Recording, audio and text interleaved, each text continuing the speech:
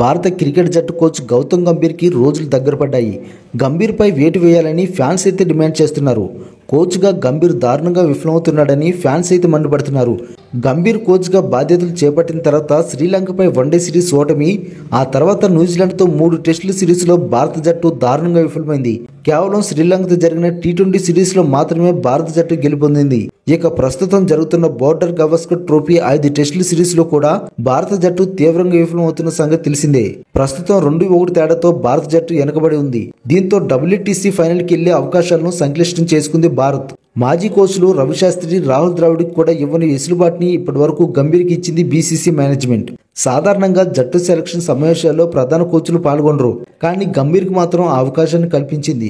ఈ ఆస్ట్రేలియా పర్యటన కోసం ఎంపిక చేసిన జట్టు విషయంలో గంభీర్కి పూర్తి స్వేచ్ఛ ఇచ్చింది.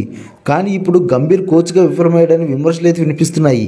అంతేకాకుండా ఆస్ట్రేలియా పర్యటనలో విఫలం చెందడంతో గౌతమ్ గంభీర్తో పాటు కెప్టెన్ రోహిత్ శర్మపై కూడా తీవ్ర ఒత్తిడి పెరిగింది.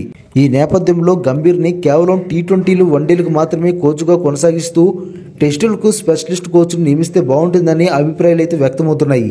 భారత జట్టు మాజీ ఆటగాడిగా ఓపెనర్గా గౌతమ్ గంభీర్కి విశేషమైన అనుభవం అయితే ఉంది. అంతేకాకుండా 2011 వన్డే ప్రపంచ కప్ విన్నింగ్ జట్టులో గంభీర్ కూడా ఒకరు. ప్రపంచ కప్ ఫైనల్ మ్యాచ్లో 97 పరుగులు చేసి జట్టు విజయంలో కీలక పాత్ర పోషించాడు. ఇదే కాకుండా IPLలో కోల్కతా నైట్ రైడర్స్ జట్టుకి మెంటర్గా కూడా వ్యవహరించాడు. 2024 IPL ట్రోఫీని KKR సాధించడంలో కీలక పాత్ర పోషించాడు గౌతమ్ గంభీర్. అయితే ఈ అనుభవం అంతా టీమిండియాకు ఉపయోగపడుతుందని BCCIతో పాటు క్రికెట్ అభిమానులు భావించారు. కానీ ఆ మేరకు గంభీర్ రాణించలేకపోతున్నాడు. దూకుడుకు మారుపేరైన గంభీర్ అతడిని ప్రధాన కోచ్గా నియమించగానే అభిమానులతో పాటు విశ్లేషకులు కూడా ఆనందం వ్యక్తం చేశారు. కానీ ఇప్పుడు భారత జట్టు వరుసగా విఫలం కావడంతో అతన్ని కోచ్ పదవి నుంచి తొలగించాలని డిమాండ్లు అయితే వినిపిస్తున్నాయి.